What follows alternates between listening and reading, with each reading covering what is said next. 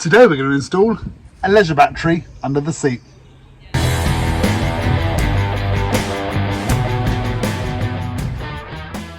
Right, so today we are putting in a split charge relay kit for the van. Now, although we're not going to be hardcore campers and require, sleeping in here, living in here, anything like that, it would be nice to have the additional power in here so that we can run a fridge, additional lighting, phone chargers, things like that. So when we do have, say, we're sleeping in the tent, but then overnight we can charge our phones. When it is hot, you're coming off the beach, having cold cans in the fridge will be perfect. So we need additional power. Of course, you could run it off the car battery or the van battery, but then after no time, these appliances are quite thirsty. They will take all your power and you'll be left with a flat van battery, meaning that you can't start it, you can't leave, you're stranded. Okay, so I have purchased a leisure battery and I've also purchased a split charge relay kit. Now this was from a company on eBay called, there we go, Mega Van Mats, and I'll leave a link in the description below. Now this comes with everything you need to wire up the charging system safely. Of course, you could just buy cable and make it yourself. I don't have the crimpers. I don't know the thickness of cable needed. I don't know the fuse ratings needed. So for £55 or so, this seemed like the perfect option. Now, you can also choose how long you want the cable. So if you are putting the battery right in the back of the van, in like a kitchen setup, you would obviously pick to have longer cable.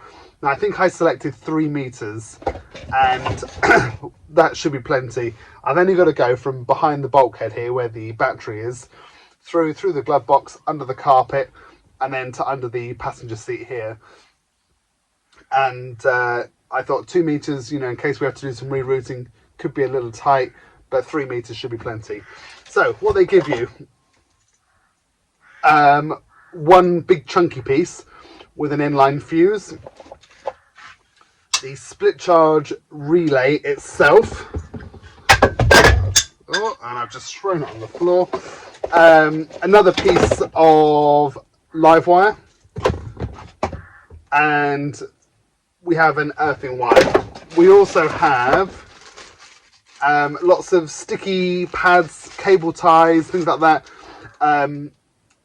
just so that the cable, when it's put in place, isn't going to be moving and rubbing against something. It's going to stay in place. They also give you some idiot-proof instructions with a diagram at the bottom. Just let me get the relay and explain how that works. Okay, so this is the relay. It says voltage sensitive relay, and that's what it looks like. Basically, one live going in, one live going out, and it has its own earth. You turn your van on, the alternator starts charging the van battery. When the van battery gets to 13.7 volts, so meaning that the van battery, I believe, is fully charged, it doesn't need to be working any harder than it is, it's doing what it's needing to be done, this rascal then turns itself on, and there's a little light here. When this pings on, that is then allowing power to pass through this to go to your battery. And that means that you're not sacrificing the van at all to charge the leisure battery. When the van is good, it will then start charging this. And as you're driving, in the background, it's charging up your leisure battery, so that when you park, you've got a fully charged leisure battery, you hope, and you're then good to go. So it's quite a clever bit of kit. And like I say, it was fairly doable. It was £55. You could pay a lot more for more cable, fancier clips and things, but it didn't seem worth it.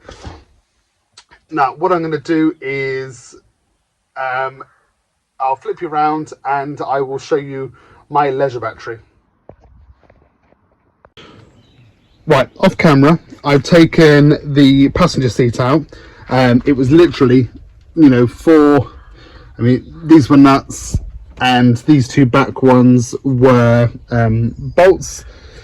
And I've also given it a good hoover up. It doesn't look like it, but I've cleaned it underneath. There was years of mess under there. Now, this is my battery. This is a 110 amp hour battery. You were looking like maybe £100 or so online, but I found one on buy and sell, and I think it was £35–40 or something. And because, like I say, we're not going to be hardcore campers, this just seems like the perfect sort of starter option for me. On my van, which is a T5, the battery is located here on the left hand side. We have the battery here. We also had a metal plate that goes under here. I'll just grab that. It went something along the lines of that. Now, what I have done is, and I'm hoping I actually haven't drilled it too low, but I've drilled a hole through this so that the cable can pass through. Now, I didn't have any grommets to hand. I don't fancy going out in rush hour traffic, and you can't bother to pick one up. So I thought I had a genius idea. I got some flex cable. I snipped a bit. I scored down the middle, and then what I've done is I've used some contact adhesive to put this almost sheath of the cable around this hole. That way it's nice and smooth, and then over the years any movement within the cable is not going to be ground down on the exposed metalwork. Cool, so that's that. One thing I've also done, and I'd highly recommend it, is I've disconnected both terminals of the battery. Anytime you're working with electrics, it makes perfect sense to make sure you're doing it safely. Right, now, I don't know whether you can see it. You can see it. There's a little circle, can you see where I'm pointing just there? This circle here is apparently the grommet in question that we need to be looking for. Now, you go through that grommet and then you are into behind the glove box in the cab there. So what I'm going to do now is I'm going to remove the glove box and see if we can see the other side of that hole. Okay, the glove box is out. Why you need 8 screws to ensure a glove box is in safely, I don't know. But in the corner there, can you see daylight? And I've stuck my screwdriver all the way through there, so at least now I can see where the cable is going to be coming through. Oh, you can't see me from that end, but yeah, basically in that corner there where there's daylight, that's going to be my access point. I've also popped the grommet out as well. So with a Stanley knife, I'm going to do a slit to feed the live wire to come through. And yeah, I guess it's then going to travel down here, back to the leisure battery. Right, we now have one live wire coming through.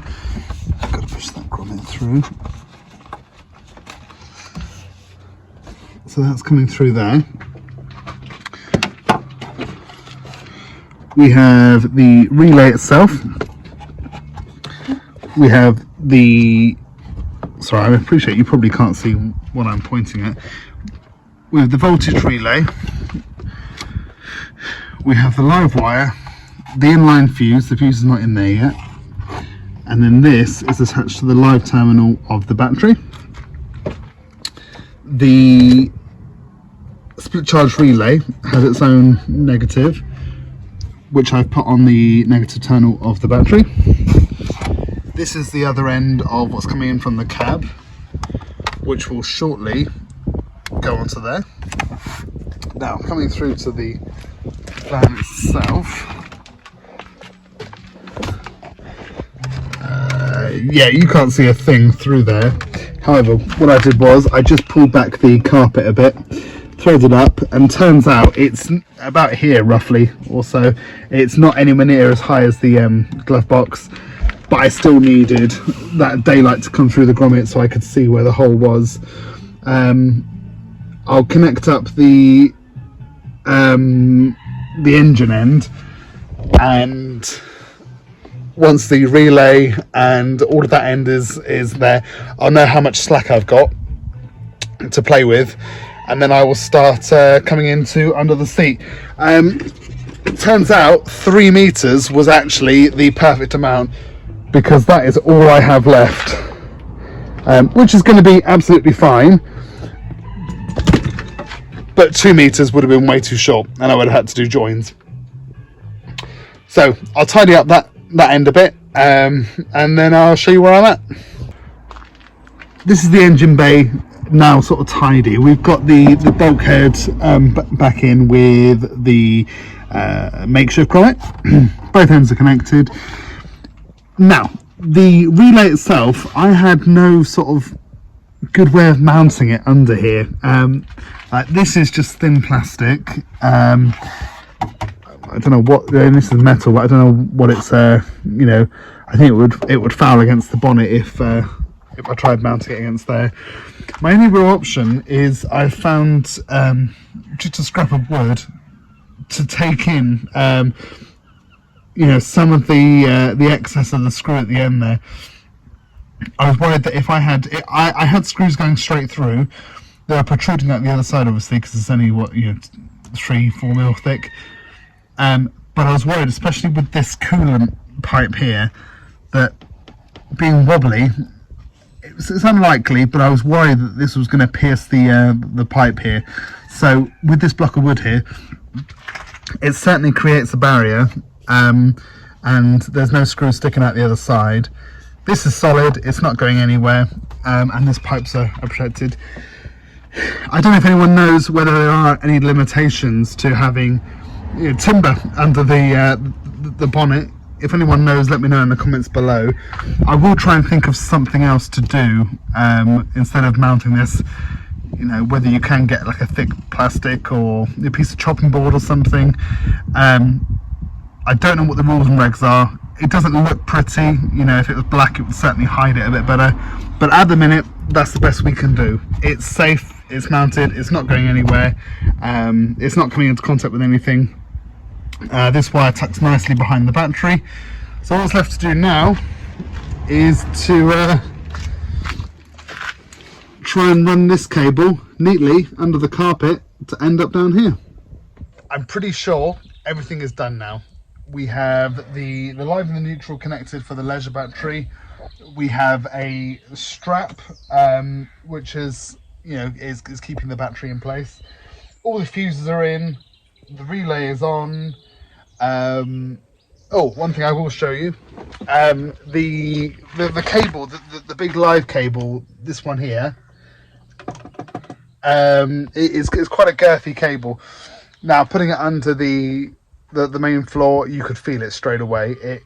It wasn't going to do. I'm sure the wife would be complaining that she could feel it underfoot. So I pulled out the tray here, and whereas it was going to go into a channel along here, luckily there was a bit of space behind this bit here, and this clips back into place, and you can't feel a thing. And inside there are flaps of carpet that have already been pre-cut for all these electrics. We also have the seat bolt as a ground here, so fingers crossed we are good to go. I don't like doing electrics, they do intimidate me. I think more so vehicle electrics. Your vehicle is so important in that it gets you to work, and if anything was to go bang and damage the vehicle, you'd be screwed. Whereas in household electrics, you can just flip up the breaker and you're good to continue. Although in a house you could be electrocuted and then you could die. Anyway, so what I think I'm going to do now is I am going to put you on the tripod. I will start the engine and I'll put you facing the voltage relay. If it's working, then that should light up. Yeah, let's try that. Well, the best thing is the car still starts, or the van still starts, sorry. And no warning lights, which is fantastic. So it means that if this was a complete failure, I'd still be able to get to work tomorrow. Now, you're not going to be able to hear me talk when I bring you close to the engine, is my thinking. So I'm just going to sort of thrust the phone within the engine bay there. Hopefully you will see the light turned on, and yeah, that shows that it's kicking out enough voltage that it's then charging the leisure battery.